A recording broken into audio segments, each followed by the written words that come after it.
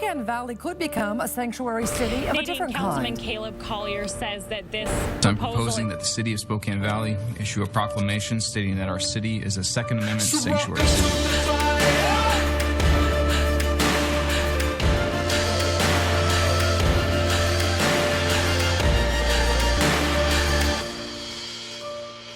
Welcome to the fire. Today on Church and State, Sacrificing Humanity with Indy Pederson. Hello, Christian Patriots, and welcome to Church and State, where we drive morality and religion over tolerance and apathy. And I'm your host, Caleb Collier, once again, your favorite far-right shock jock, and the show that talks about politics and religion. Jesus Christ is our referee, so it's always nice and clean. Real quick, point you to the website, churchandstate.media. Fill out this form for us. Number one, you're going to get our newsletter. We're going to be able to bypass all the censorship, but also, I personally call every single one of you who fills that out, so please do so. Also, check out our most recent episodes. We continue to bring in extremely interesting guests, some incredible libertarians. As you know, I'm a very open libertarian on the show. So that was a great episode. Share it with friends, family, and neighbors. And of course, check out our featured guest page. We've had some incredible people over the years that have joined us. We continue to add to that. As I told you, we just had Mike Adams on the show, so we need to update this to put the Health Ranger on there. But please click on all of them. It'll take you right to the show. Also, do a little bit of shopping with us. Check out some of the great affiliates that we have. These are companies that I support, that I personally shop with. And with every single one of those, if you use the promo code Church and State, many you'll get a discount on those, but all of them you'll be helping to support us. And speaking of support, we do need it, ladies and gentlemen. We're a part of some great networks: NRBTV, Prepper Broadcasting Network, Newscasters, Your News, Faith and Freedom Television, and now national syndication through AM/FM radio. We're reaching potentially millions of people on this on these episodes, and to do that, we need help. So please hit the donate button. Any amount helps us get there. Lastly, if you want to get a hold of us, Church and State 1776 at proton.me.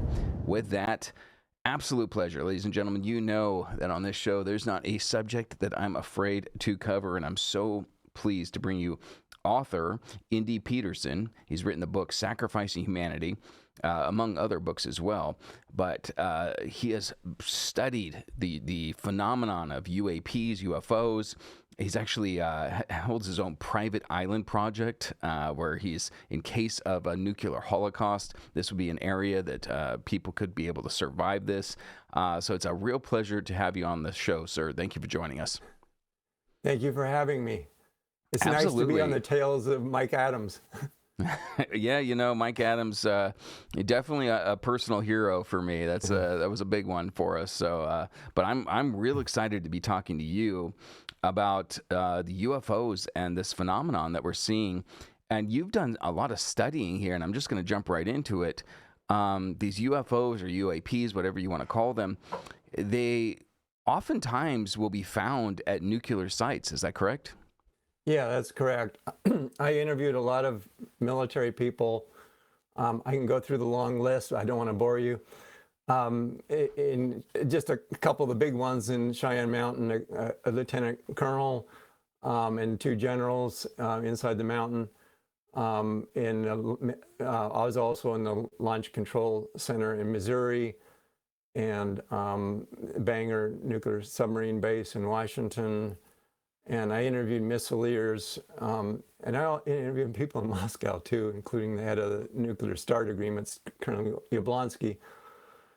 But I interviewed the missileers in the Minuteman sites, and three of them were telling me, and this is corroborated by a massive, thick tome, 600-page, spent his entire life doing it. Robert Hastings, he went out and interviewed even more people than I interviewed. So I corroborated his work. And of those, I asked ChatGPT, of the hundreds of cases that Robert Hastings documented of these incursions on nuclear equities. That's what they called them in the congressional hearings. Nice euphemism. Which is our launch control sites and other, excuse me, it's a lot of smoke in the air here. the other nuclear equities, everything from uranium development all the way up to the launch control sites, they've been there's an affinity between UFOs and these sites. But of the hundreds of incursions on our launch control sites and other military sites, I asked ChatGPT how many times how many incursions were there? It says hundreds. And then of these hundreds, how many could have potentially caused nuclear war? And it said 10 to 20. Wow. That's pretty frightening. Let me back you up here for a second, though, sir, because this is fascinating. You've been inside some of these facilities. You've been in Cheyenne Mountain. Mm-hmm. Can you tell the audience what that was like? Actually, the most interesting one was not Cheyenne Mountain. Well, actually, there's a couple of things interesting about Cheyenne Mountain. I asked one of the questions, because there's a lieutenant colonel and 2 generals there. So I took advantage of the opportunity since they're there to ask them a lot of very interesting questions. One, I said, well, what would happen if a Russian SS-18, Satan, it's right in the word itself, the number, were to hit Cheyenne Mountain? And he said, well, Cheyenne Mountain would instantly become Cheyenne Valley. And I said, well, what good is Cheyenne Mountain then? You built this thing at cost of hundreds of millions of dollars and inside of a mountain. They said it would be obsolete. It was obsolete. Russia developed a SS-18. Wow. And the nuclear weapons now, they use the Hiroshima bomb as just the little trigger, because they're fission-fusion bombs. The little fission trigger is like a fraction. It's 1,000 times less than the biggest ones. So imagine 1,000 times Hiroshima. Yeah. So that was one of the more interesting ones. The other was going in the Launch Control Center in Missouri. And when I was there, it takes a lot of effort to get in these facilities, first of all. They do background checks for months, and you get on a list, and any citizen can do it. It just takes an enormous amount of effort and time that most people are not willing to go through. But they do thorough background checks on you, and I get in there, and I after my thorough background check, I'm shocked to see the sign-in list where I have to sign in my name and put all my details on. It's page after page after page of long list of Russians. What? That doesn't seem to make a lot of sense. No, and then you go down this elevator, it goes down and down and down, and you go through these corridors that are right angle turns in solid rock, for blastways. And you get to the launch control center with the big monitors up on the, above you. And I looked at the monitors, and I saw at the time, this has been changed since the START agreements, but at the time, hundreds of, I couldn't count them all, there's too many, hundreds and hundreds of ICBMs hidden in farmers' cornfields. And I thought of a prophecy that I had heard, because I looked at all the prophecies, across all the Christian religions. And there's one about there won't be a single inhabitant left alive in Missouri, Illinois, and Iowa, and not a yellow dog to wag its tail.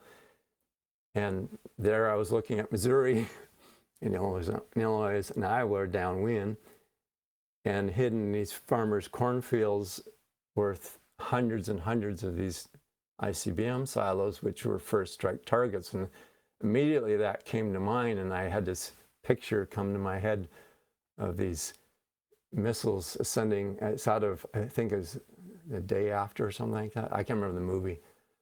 During the 70s, 80s, where these missiles are ascending on columns of vapor, and there's this moment of the void where everyone's stunned in absolute silence.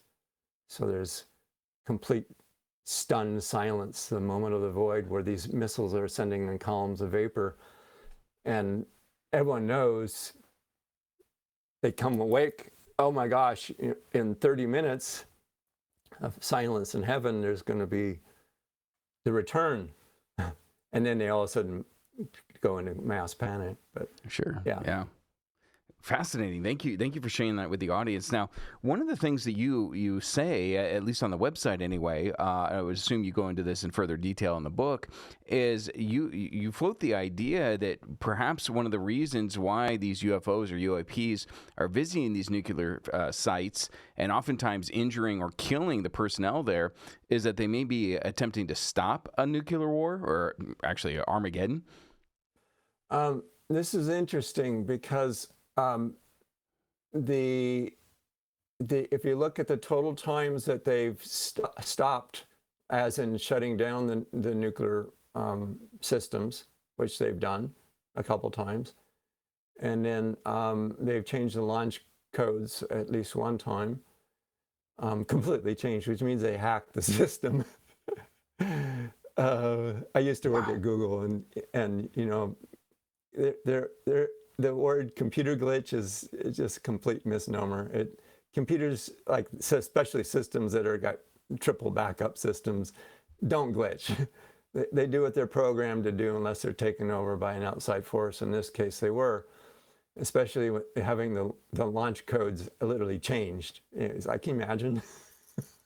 Truly. So there's been instances where, you know, the government and the propaganda media have come out and said, you know, that we were this close to launching a nuclear missile. Mm-hmm. And they claim that it was through diplomacy or whatever. You know, somebody's on a phone call with the Russians. Hey, we're not going to bomb you. Okay, it's the president. Do you believe that some of these were actually stopped by the UAPs? No, there's no evidence of that. And Robert Hastings is probably the leading expert in that, since he spent his entire life doing that. My experiences are different, and mainly that I did interview a lot of people in a lot of different, very important sites from Moscow to, it's a very long list, but not as many as he has. But he hasn't come up with any cases of that. I was in Moscow right when we came closest to nuclear war. Ironically, I was warning people, showing them the very book, because I had it in PowerPoint at the time. And you know, they were laughing at me. Don't you know the Cold War is over? Where have you been?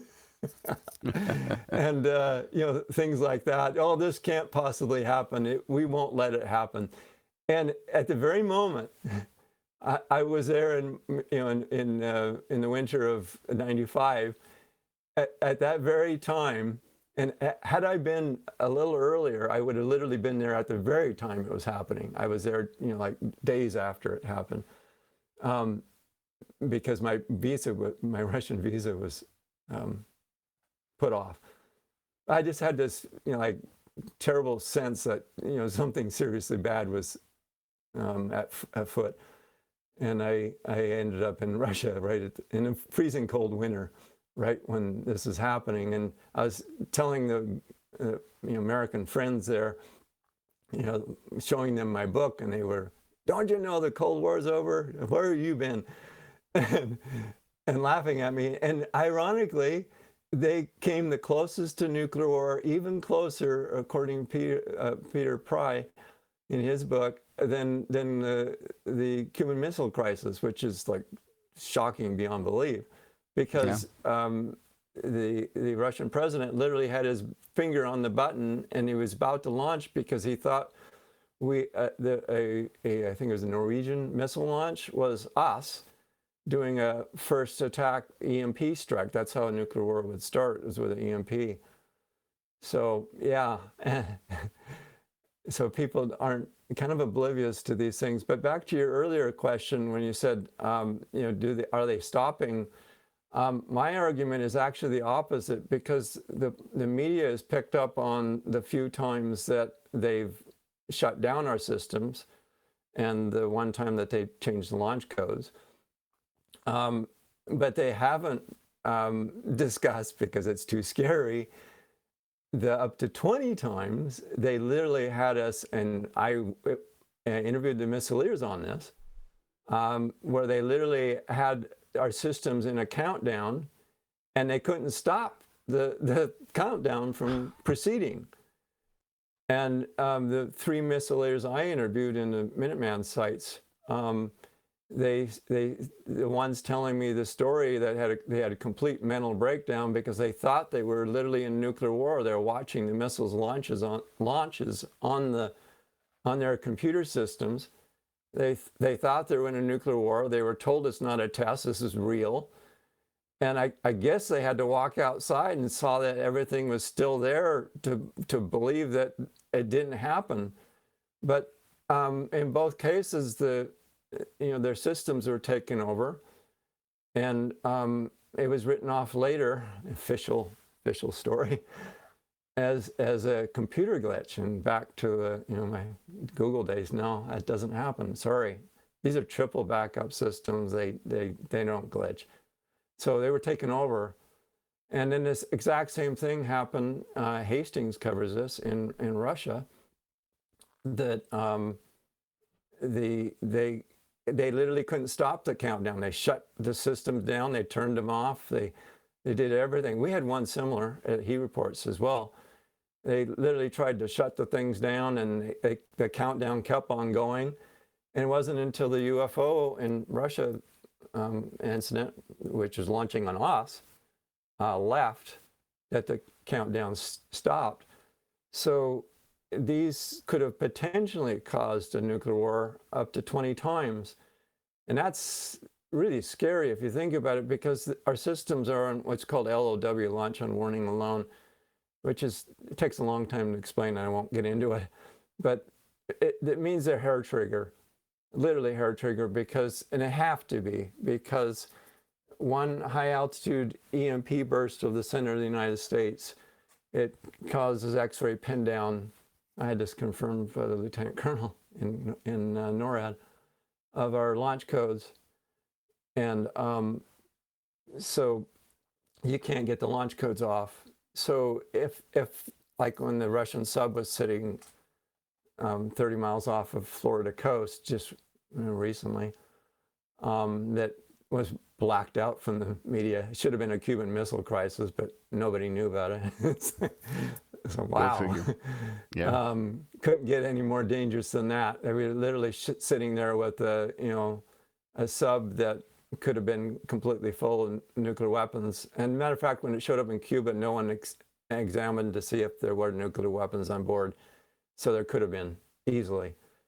And SLBMs have 6-minute flight times. So you get one high altitude EMP burst over the center of the United States, and it pins down all your ICBMs, so you can't launch. And so we're in a use it or lose it, launch on warning alone state, which means it's hair trigger. It's literally like this. You got 6 minutes minutes to make a decision. Yeah, they got to make it immediately. Like, Mr. President, it is time. If we got 6 minutes, and if you don't launch right now, we're not going to be effective. So if these UFOs are literally causing countdowns, and they took out in another case, this was recreated in the fictional Project Blue Book series on History Channel. They recreated the footage. So you see this ICBM launch with a dummy warhead in it. This really happened. This is reported by Hastings again. And I cover this in depth in my book, Sacrificing Humanity. I condense the few really pertinent points of Hastings from the 600 volumes of cases after case after case, and with my personal experiences. So my book is not a regurgitation of any other people's, but it's my personal experiences I had, and it's completely unique book. But that they had a ICBM test with a dummy warhead on, and it is recreated really well in the Project Blue Book series, which people should see. You got this ICBM going at 9,000 miles per hour, and this orb, it's over here on one side, and it zaps, and it goes over here, and it's flying around it like a bee around a stationary object, and it's a missile flying at 9,000 miles per hour. And it zaps it here, and it goes down to where so probably, if the nuke was active, it's no longer active, right? And then it goes down and takes out the whole thing, and it's gone. Incredible. Yeah, that alone could have caused a nuclear war, because if we thought that Russia did that, it could have literally started the hair trigger systems, and away we go. So it's far more frightening than the 20 times, according to ChatGPT Pro, that it could have caused nuclear war. Incredible. I got to tell you, what you were saying really aligns a whole lot more with my, my faith, my eschatology, that these are, that they're trying to push us into nuclear war. I've long on this show talked about the fact that I personally believe that much of these UAPs are actually demonic in origin. And so if they're pushing us to a nuclear war, that checks off for me. You brought up the orbs as well, and I want to go into this because you've also had an incredible experience with orbs. And I've had Elia Marzulli on the show a couple of times talking about these orbs. Most people who study this, or even are novices, have at least seen something about these orbs. But a lot of times when people are around these orbs, they end up dying. And you've been almost face to face with one of these, and here you are to live to talk about it. Couldn't get any closer. I think, as far as I know, I'm the closest that anyone has been to one of these orbs and has lived to tell about it. Not all of them kill people, though. That came up in the congressional hearings. People should watch all 3 of those congressional hearings, because I call them in my book, Sacrificing Humanity, a Galileo moment, because they admitted UFOs are real. They admitted Roswell happened. They admitted that they're reverse engineering these craft. They admitted that we have alien bodies. They called them biologics. Nice euphemistic word. As Nancy Mace said in her hearing, which was the best of the 3, which you couldn't find, it was on C-SPAN and live. And for a year, it happened in 2024, I think it was. I think it was November 13th, 2024. I don't quote me on the date, but I think it's something like that. For a year, you couldn't find that hearing anywhere, even though it had appeared on C-SPAN. I had friends looking for it. I was looking for it. It was gone. Sure. They Anyway, want to remove Nancy it. Mace, who headed that up, Representative Nancy Mace, said, how is it that our government, the Pentagon, is denying that we have these recovered craft when we're paying huge sums of money out for people who've been injured by recovered craft? And yes, the people have been injured, and even worse, they've been killed, not just by the recovered craft, but by the orbs. And so Gary Nolan, famous Stanford pathologist, he studied for the families of the victims for legal cases that they're in, 100 of these people, and studied their brains. And of these 100, 25 died, and the others had their brains seriously fried, like Havana syndrome, where the brain cells turn white, and it's permanent damage. It's horrible. But I had one of these orbs right here, 2 feet in front of my face. I can tell that story if you got a minute. Please do. Yeah, I think the audience is going to be really interested in this. Okay, so when I bought an island property on an island that's the size of Maui, and I had 9 miles of it, and I was building a resort, $60 million resort. It was to be second to none. I flew down Antoine Puydoc, the #1 architect in the world. He's like the Falling Water Frank Lloyd Wright of today. And he said, how did a gringo find this place out here in the middle, absolutely nowhere? We had to, not only did we fly him in at his huge retainer and all expenses for him and his team, but I had to rent a small plane to fly it into, the island and get him way out there in the middle of nowhere, and the boat and everything else. It's a long trip. And he's going, how did you find this place? Because it's out in the middle, absolutely nowhere. And he said, I can build you a place that the world would, unknown architect could build this and he would be world famous, but I can build you something here that the day it opens, everyone in the world would know about it. So that's what we were doing. We were building a $60 million resort project. And before I purchased it, the locals told me, this island you're buying property on is a known UFO base. Yeah, well, it's a national park, but there's no entrance to it. There's no way of getting in it. You can't even take one step past the jungle. It's so thick. So it's a national park, and I had 9 miles of it. I was developing the entrance, privatized entrance to the national park, and building a resort over top of a waterfall is spectacular. Anyway, so they warned me this is a known UFO base, the locals did. And I laughed because I didn't believe in UFOs because no one could get a decent picture of one. That was explained recently in the Age of Disclosure film with all of our 12 of our or more of our top officials, including NSA and Secretary of State Rubio and others, pretty credible cast of people. Saying, well, and there's a physicist on there, Hal Puthoff, who said, well, it's because they're in a space-time continuum bubble, and you're trying to take a photo through that. So of course it's going to be blurry, because you're literally taking a picture through that space-time bubble that they're flying inside of. And then the other reason I didn't believe in UFOs is because they, supposedly travel light years and then they crash. Which is, he explained as well in that film, and that is that, well, actually, it wasn't explained in the film. That was explained by the director on a Rogan show. On Rogan, the director said where all these top officials told him that we're blasting these things with EMP and knocking them out of the sky. So can you imagine blasting out a superior in technology race? It doesn't work out so well in history. Yeah. Actually, I got something here I want to point out that's a good parallel in history. I do need to get this story about the orb.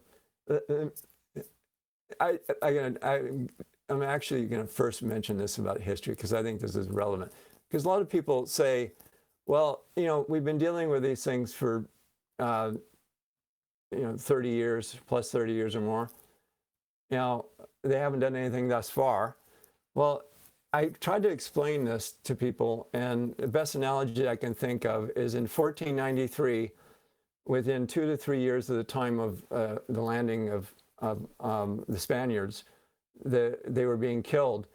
But that was way in the Caribbean. It's kind of like me on the front lines in Patagonia and Brazil right now. We're on the front lines, and we're witnessing the front lines and the people being killed, and I can get into that. And at the same time, in 1620, the Pilgrims arrived at Plymouth. And Indy, let me pause you real quick there. We've got a hard break. Okay. This is perfect, though, because we're leaving people on a cliffhanger. So, ladies and gentlemen, we're going to come right back. Hey, this is Caleb Collier with Church and State, and I want to tell you about methylene blue. For a long time now, you've seen the Maha people using methylene blue. I thought I'd give it a try. You know what? It helped me considerably, not only with mental clarity, but also with insomnia. Now, you got to be careful with methylene blue because the market is filled with counterfeit products. But Best 365 Labs is the greatest methylene blue on the market. I'm telling you, take this stuff, enjoy the benefits, and it'll also have a little bit of fun when going to the bathroom. I need you to go to best365labs.com and use that promo code Church and State. You're going to get a discount. You'll also be helping to support Church and State and our pursuit of truth. And we are back, and thank you for staying with us. You're over at churchandstate.media, and we're going to go right back to this incredible story with amazing guest. But real quick, let me plug one of our awesome affiliates, and I'm going to Mark 3:7, guys. Look, with everything we're talking about, UFOs, UAPs, nuclear holocausts, the end of time maybe, one of the things that I think is important is privacy. And so if we have the government, which our guest was talking about, where they just finally revealed that, yep, everything is true. It wasn't weather balloons. I'm sorry we lied to you, but we're your government, so it was in your best interest. I don't tend to have that belief system, and so I don't want them to spy on us. I like the Fourth Amendment. I want to be secure in everything that I have, and that includes my cell phone. So get yourself a Ghost phone that's running off a Graphene OS or a Ghost laptop that's running off of Linux. Mark37.com. Use the coupon code Church and State. You're going to get a discount, and you'll help support us. And speaking of support, one more time, just as a reminder, hit the donate button for us. Keep conversations alive like this. There's not a lot of shows where you're going to get information like this. And I'm all over the map. My next episode may be on theology or politics. But right now we're talking about nuclear holocaust and UAPs. So if you like that kind of content, hit the donate button for us. All right, with that, let's go back to our guest, author of Sacrificing Humanity, Indy Pederson.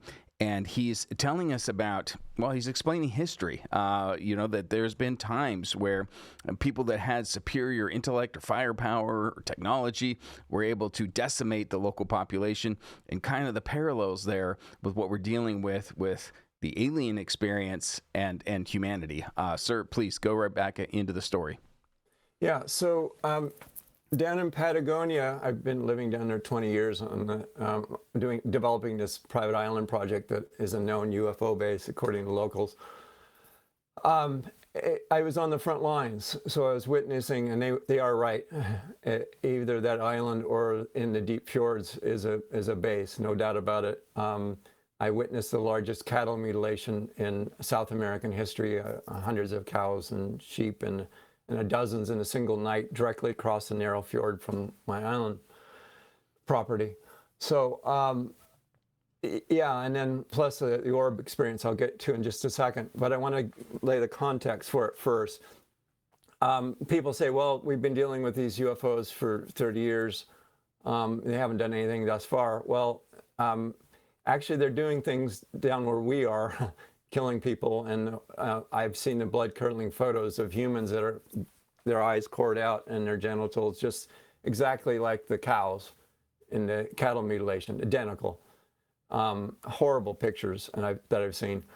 So it's happening down there, and then the entire village of Chloris on another island, very similar to mine, where 400 people were attacked by UFOs, and 40 ended up in the hospital with serious burns, and 2 died. So we're on the front lines. So it's kind of like Columbus. After Columbus landed, 1493, the Spaniards were already killing a few of them. And then at Plymouth Rock, where we're sitting on Plymouth, the Plymouth colony up here, away from the front lines, it wasn't until 1620 that they had Plymouth Rock. And it wasn't until another 50 years that, despite periodic tensions, that anything serious happened. And then there was a turning point, and at that turning point in 1675 was the bloodiest conflict per capita in American history. So that's a good parallel. So back to my orb experience. So my business partner, excuse me, there's terrible smoke in the air where I am. Yeah, we're in and I'll just say this to the audience. My guest is in Oregon. I'm in Washington. There's horrible forest fires that are raging, and the air quality is just awful. Yeah, the air quality is awful right now. So I've been waking up where I can barely speak. So my business partner were coming back from the island on the Camino Australis dirt road. It's 3 a.m., which is usually when these things are seen. They're seen in very remote areas, and between hours 1 and 3 is most common. So that's the equation for seeing these. So there wasn't anyone within 100 miles of us. We're out in national park in the winter in the most remote region of the world, other than Antarctica, and even those even that has bases. So this is maybe more remote in some aspects. And we pull over to sleep, and immediately my business partner is in the back as a club cab, and we're going to sleep. And she goes, look at that. And then you see one of these orbs that is especially is the same as what you saw in tranche 4 and 5 on the White House site. Look at those. Those are the same things I saw. it's zipping around like a star, and then it seeing us seeing it. They can tell when they're being watched. You can see that also in the 2 tranches that came out recently. It comes down to the tree right next to us and hovers over the tree for a while. This whole thing took 15 minutes, so it rolls out ball lightning and a piezoelectric effect, so all other explanations are gone now. It has intelligence, so it knows where we are. It comes literally down to the side window where I am, because I was going to sleep this way and put my pillow there, and I was just making my bed, and it comes up right to the side window right here. So it's 2 feet in front of me, and it's right there. And I can see this churning liquid reaction going on inside of some really powerful engine. And then I've been talking about, wrote about it for over a year, and nobody's believed me because nobody else has ever explained this. It just came out in May 8th of this year in one of the military files. It was a whistleblower dump. Which is called anamorphous UAP .mov, and it's a video file, and you can see what I saw there in that file, except mine materialized more. It was just like Scotty beamed me up, and it literally an alien being started materializing right there in front of me from that orb. Wow. Yeah, wow. So. And it's called anamorphous, not amorphous, but anamorphous. You can look up the term. It's a biological term, and that's what the military files labeled. It's a biological term that means the arms and legs grow last. They come in last when the materialization, and that's exactly what I saw. The head and torso were there, and the arms and legs weren't, and the one I saw materialized more than the one that in the military file, but because the military file one could tell it was on camera and it zipped off. They know when they're on camera, so they're highly intelligent. So I believe that they're delivery vehicles for the aliens, and we're on the front lines of down there in South America. I would like to share my screen if I could. With Sure. the start Yeah. of, Well, you do that. Can I just ask, like, so are these orbs almost like a portal for the alien to travel through, or in my belief system, the demon to travel through? And a secondary follow-up to that is, how do you believe that you were able to survive this? But please go ahead and share the screen as you formulate an answer to those questions. Yeah. So how did I survive this? Well, it didn't work well for the ones on the nuclear launch sites. 25 of those people died, and the rest of the 100 ended up with serious brain damage. But in the congressional hearings, one of the witnesses said it doesn't happen with all the orbs. So all orbs are not created equal. The worst ones are the red ones that we saw in tranche 4, I believe it was, where they're on the moon. Have you seen that? I have, yes. You see the red one materializing, dematerializing. It looks like a light going on and off, but that's an orb materializing and dematerializing. They can dematerialize and come into our atmosphere, so you don't even see them coming in, and then they materialize and they're here. Voila! That's what they do. And then while the camera is on the one, another one on the moon. So NASA's been hiding all this stuff from us for decades.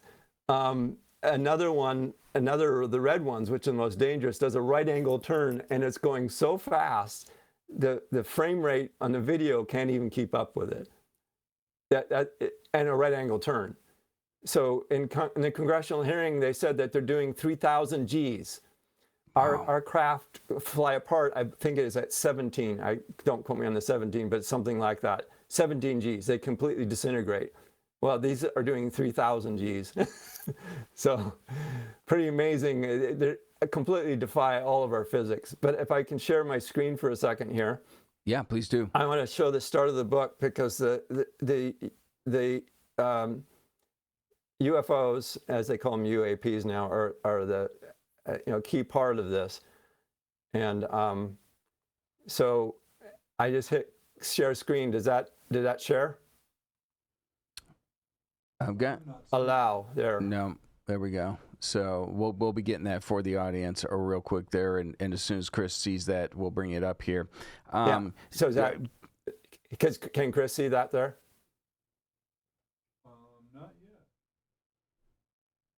Yeah, so we'll just, because the nature of the show, we're gonna just keep pressing forward as he tries to figure that out. We'll see if we can get access to that, ladies and gentlemen. If not, we can put it in the show notes as well. But kind of that follow up as well on that, how you were able to survive it. Because if a lot of people are either dying or horrifically brain damaged.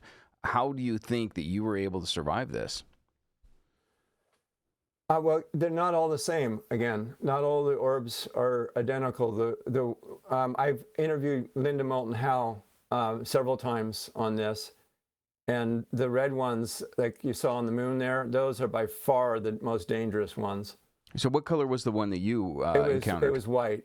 White, okay. Yeah, it was a white one. And yeah, if you see the red ones, you better go run fast. Although they are very 3,000 deadly. mile, you're not going to be able to outrun that thing for sure. It's ironic is when it started turning into an alien. That's when I freaked out, because I was literally staring inside this thing 2 feet in front of my face and going, "Wow, look at that engine inside of there." It's like churning. It's like, wow, that's a powerful fusion reactor or something. Yeah, I was just staring in it. Not many people have had that opportunity. But when it started to convert into an alien, and it was like Star Trek materializing in front of, literally right in front of me, I didn't wait around for all the appendages in that anamorphous orb to appear. Yeah, and I drove like crazy trying to outrun something that can do, So you had the wherewithal to realize you were at risk here, and you started the vehicle and drove off. Yeah. So my book starts off with prophecies. It starts off with Revelation, and the fifth angel sounded, and I saw a star fall from heaven unto the earth, and to him is given the key of the bottomless pit. Stars literally cannot fall from heaven onto the earth because they have greater gravity, and it's impossible. So, but these things do look like stars when they come down. We thought it was a star initially, but it's zipping around doing all these right angle turns and reversing. So it looks like a star initially, and then when it comes down, you realize it's not. It came down to the earth, fell down to the earth, and unto him is given the key of the bottomless pit. Well, these things do not launch with a button. That's a complete misnomer. It's misconception. They launch with a key, and I show the picture of the key. And then the next picture you see, so the first picture you see is an orb over top of the LC, launch control site, taking control of the thing. Next you see the key of the bottomless pit, which is a launch key. The next picture you see is the actual, imagine if in the days, thousands of years ago, seeing a vision of this, and when you dug pits with a shovel, and you have a pit that's hundreds of feet deep where you can't even see the bottom, it would look bottomless. If it was truly bottomless, literally, it would go through the earth to the other side. So it can't be bottomless, but it looks bottomless. So, and there rose a smoke, and he opened the bottomless pit, and there rose a smoke at a pit, as a smoke of a great furnace, and the heavens and the earth are darkened by reason of the smoke of the pit. And I also quote from the Dead Sea Scrolls, and the heavens shall roar with a great noise, hell and Abaddon, that's the one who launches them, Abaddon, shall open, and all the flying arrows of the pit shall send out their voices of the abyss, and the gates of hell shall open, and the hell of Abaddon. The pit were open, and all the arrows of the pit flew out without cease, and striking left no hope. So that's from the Dead Sea Scrolls. And then back to Revelation, I saw a star fall from heaven unto the earth, and to him was given the key of the bottomless pit. And the angel of the bottomless pit, whose name in Hebrew tongue is Abaddon, but in Greek tongue hath the name Apollyon. So that's how the book starts. And then, the smoke, I show pictures of the smoke coming out of the pit. There's the smoke of a great furnace. That's exactly what it looks like. And then I quote from Enoch, which is show a picture of the Russian one coming out of its silo, and it's this giant, massive pillar. And this is the quote, "And I saw a deep pit with a heavenly fire on its pillars, and I saw inside them descending pillars of fire, which were measurable in respect in both altitude and depth. And on top of the pit I saw a desolate and terrible place. And the angel said to me, 'This place is the ultimate end of heaven and earth.'" So that's how my book starts. It's a pretty shocking entry. That's a great way to start a book. I mean, the Revelation, Dead Sea Scrolls, Enoch, which I'm a big fan of. I know some Christians take issue with that, but I've read it and I really enjoyed it and thought it was. I thought it revealed quite a bit about what we're experiencing. It reveals a lot. Yes. What it covers, that it elaborates on the angels having sex with the humans. Exactly. Yeah. And which we've talked with Gary Wayne about. It goes in a great length on that, and it's still in the Bible in the Ethiopian church and the Eastern churches that didn't have the Catholic Church rid them of it. So yeah, it's still there in their Bible, and it's quoted in the Bible. Enoch is mentioned in the Bible a number of times. So yes, it is. It's a valid book, in my opinion. I would agree. I mean, Jude literally quotes it word for word. That's the best example of it. But it is throughout the New Testament where you can actually see it. So, sir, we've actually hit the end of the show, and I am going to have to bring you back. We just started. I know. Like, we didn't even get through all of this. We haven't even scratched the surface of this subject. So we're going to have you back. Perhaps this is the teaser episode, but I'll definitely reschedule you here. And we've also we're talking because you've also written books about your experiences with the fires and investigating them in Oregon specifically. Currently, we're dealing with that in Spokane, so another fascinating interview we could do there. But I want to bring up the website, sacrificinghumanity.com. Ladies and gentlemen, Chris is bringing that up right now. Yeah, it's also on Amazon. If you can either go to the website or which has links to Amazon and all the booksellers there. You can click on Trying Day was my publisher or Amazon and go to any of those. And there it is on Amazon. Yeah. Yep. So please, ladies and gentlemen, check out this book. And also, you're coming to our area, but you're doing a book tour. You're going to be in Coeur d'Alene. We don't know the date yet, but you're going to be all over really the West Coast there into Colorado as well. I would like to coordinate that with you. I would love to come in your studio. An in-studio interview would be phenomenal. Let's do that for sure. I would love to do that. Okay, well, we'll get that scheduled. So I've got to go ahead and close this out. If you hold on one more minute post-production to say our goodbyes, I'd appreciate it. But thank you so much for coming on Church and State. It was a great interview, and I cannot wait to read your book. Yeah, thank you for having me. Absolutely. All right, ladies and gentlemen, there you go. Sacrificinghumanity.com. Go to the website. Get this book. I cannot wait to read this thing. You know, I love to read. And if you're watching this episode and you're like, I don't know about some of this, look, it's happening. People are experiencing, Christians are experiencing UFOs, UAPs. I myself have experienced a UFO when I was in the Marine Corps. So don't dismiss this. Approach this subject with an open mind. Church and State is brought to you in part by Colonial Life Spokane Independent Agents, Finders Insurance, and Mark37.com. I'm Caleb Collier. I was born for a storm. Welcome to the fire.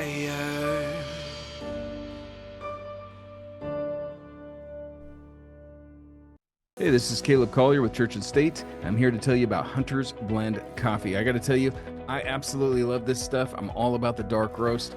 Hunter's Blend Coffee, black powder. Doesn't that just sound like deliciousness and rebellion? I got to tell you, in America, we don't drink tea. No, we drink coffee. It's the food of the gods, and I endorse and support Hunter's Blend Coffee. Got to tell you. Tastes like freedom. So I need you to go over to churchandstate.media, scroll to Hunter's Blend Coffee, and use the promo code Church and State to help support us. And when you go to huntersblendcoffee.com, not only will you be getting a great cup of coffee, but you also, if you use the promo code Church and State, be supporting Church and State and our dogged pursuit of truth. Hey, this is Caleb Collier with Church and State, and I want to tell you about Patriot Pouch. Look, if you're one of these individuals that's interested in nicotine and potentially the health benefits from it, but you're concerned about some of the side effects, Patriot Pouch might be your answer. This is a company that uses nixidine instead of nicotine. It hits the same nicotine receptors in your brain, but without those side effects like elevated heart rate or elevated blood pressure. So if you want the health benefits of nicotine without nicotine, Patriot Pouch may be the company for you. I need you to go to patriotpouchusa.com. Use the promo code Church and State. You'll get a great nicotine replacement, and you'll be helping to support Church and State and everything that we do here. And remember, when you go to patriotpouchusa.com, not only are you supporting a Christian patriot business owner, but you're helping to support Church and State. Hey, this is Caleb Collier with Church and State, and I want to tell you about a great product, Liberty Cigars. I know for myself, there's nothing grander than sitting around a campfire, having a great theology discussion with a group of men while smoking a cigar. That's why I love Liberty Cigars. Every cigar has a story to tell. Not only are you going to be smoking the finest cigars on the market, but you're also going to get a history lesson with every single one of them. From George Washington to Thomas Jefferson, the heroes of the American Revolution, generals, presidents throughout history. I'm telling you, I absolutely love Liberty Cigars. I need you to go to libertycigars.com. Use that promo code Church and State. You'll get a discount, and you'll also be helping to support Church and State with everything that we do.